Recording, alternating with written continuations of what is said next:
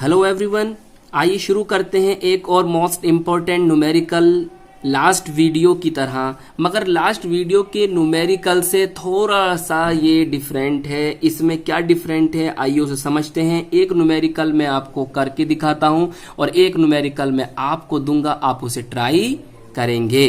तो आइए शुरू करते हैं इस न्यूमेरिकल को।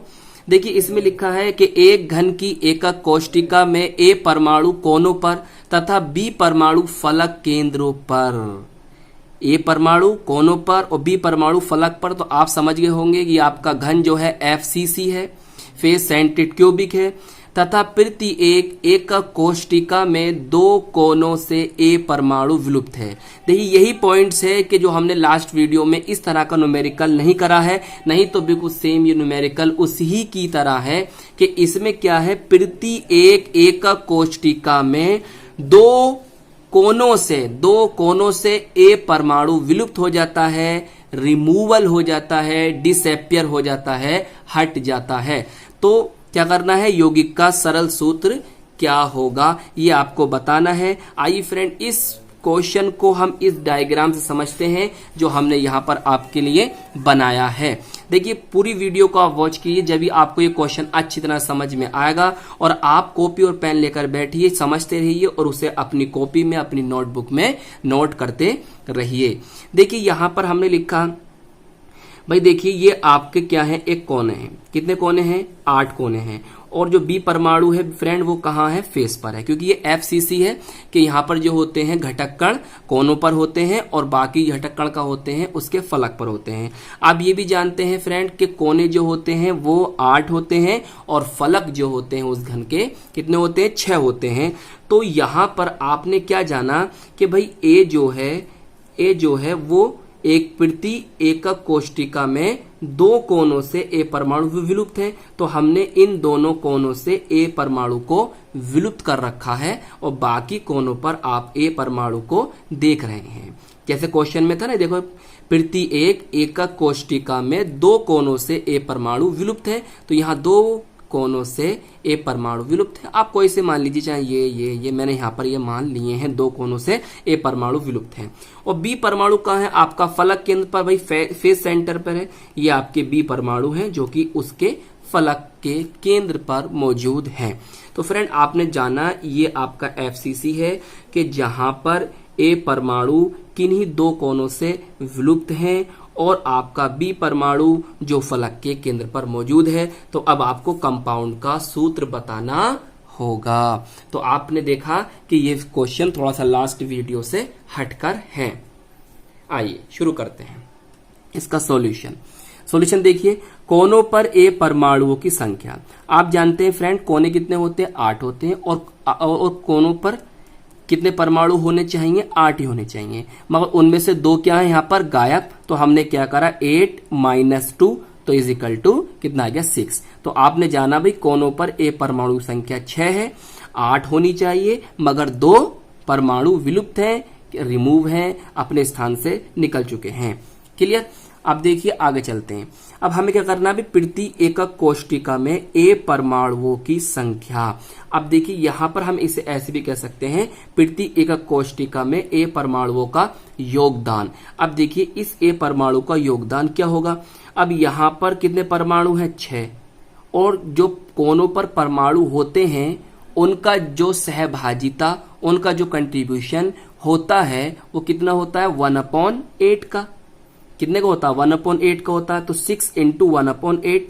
6 क्यों आया फ्रेंड? क्योंकि 6 ही परमाणु है ना, दो तो यहां से विलुप्त हो चुके हैं। तो 6 × 1/8 इज इक्वल टू 6/8। तो आप क्या कर दोगे? 2 तिया 6, 2 और 2 चौक 8। तो 3/4 आपका आ जाएगा आंसर। किसका? प्रति एकक कोष्टिका में ए परमाणु संख्या 3/4 है।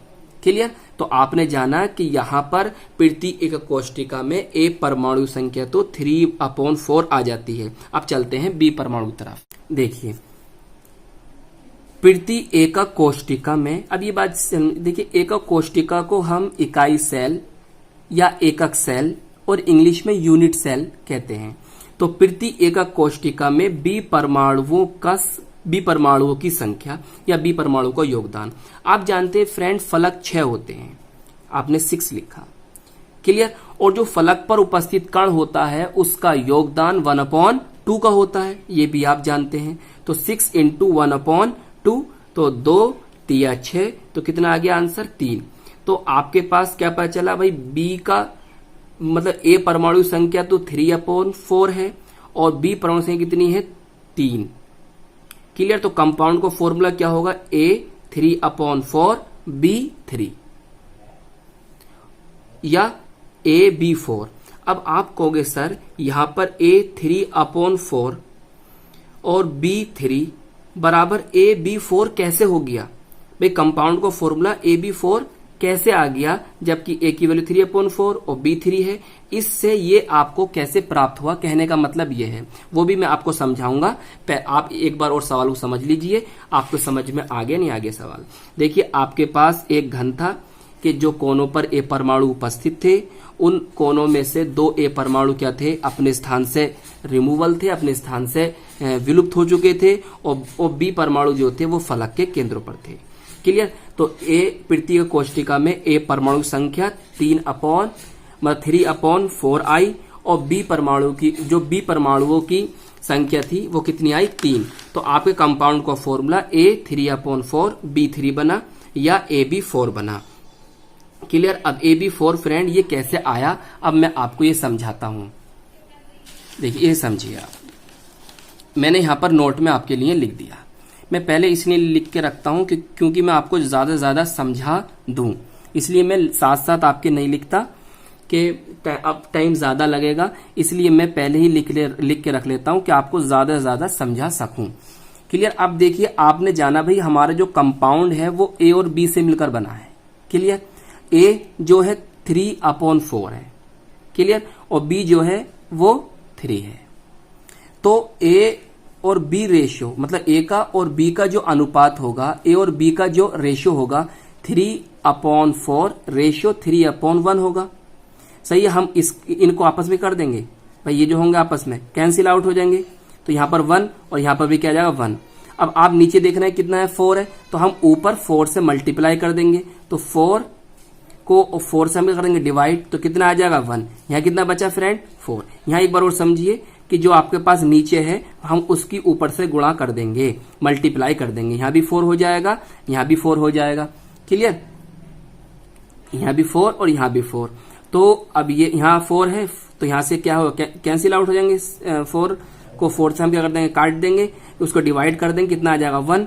तो कुल मिलाकर हमने देखा A और B का रेशियो कितना आ गया, A रेशियो 1/4, A और B का क्या रेशियो आया 1/4। तो फॉर्मूला क्या होगा फ्रेंड, कंपाउंड का सूत्र क्या होगा, यौगिक का सूत्र क्या होगा, A 1 है और B कितने हैं 4, तो AB4, कंपाउंड का फॉर्मूला आपका AB4 हो जाएगा। तो इस प्रकार से आपको यहाँ समझ में आ गया होगा कि हमने A3Y4 और B3 का किस तरह से यहाँ पर AB4 लिखा है। अब फ्रेंड अब आपकी बारी है, आप इसको ट्राई करना। मैं सवाल एक बार पढ़ देता हूं, बिल्कुल इजी है, घबराना मत। पहले आप इसको समझो, बार बार समझो, अपनी फेयर में लिखो, उसको लिखने के बाद समझो, फिर इस क्वेश्चन को आप कीजिए। मैंने इसके 4 आपको ऑप्शन दे रखे हैं और जो इसमें से सही है वो आपको मुझे कमेंट्स में बताना है।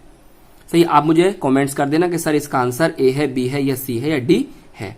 देखिए फलक केंद्रित घनीय FCC जालक में परमाणु A कोनों पर, FCC है परमाणु जो है A कोनों पर तथा परमाणु B फलक के केंद्रों पर स्थित है। अभी तक बिल्कुल सेम उसकी तरह ही है। अब देखिए यहां पर थोड़ा चेंज हो जाता है, ये आपके ऊपर वाले सवाल से।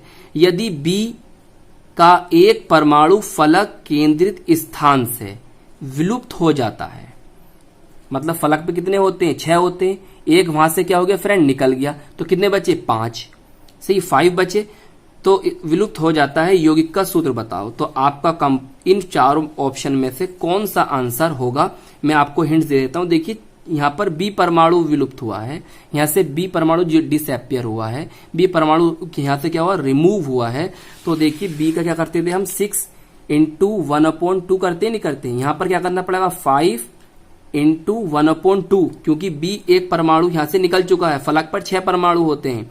क्लियर, तो यहां पर क्या आ जाएगा आपका 5/2 आ जाएगा।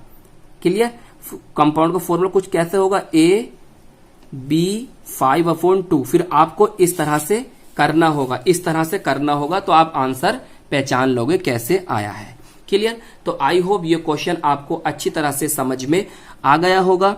अगर ये क्वेश्चन आपको फ्रेंड समझ में आ गया है तो हमारी वीडियो को लाइक कीजिए, शेयर कीजिए और हमारे चैनल को सब्सक्राइब कर लीजिए। हम मिलते हैं आपको इसकी नेक्स्ट वीडियो में।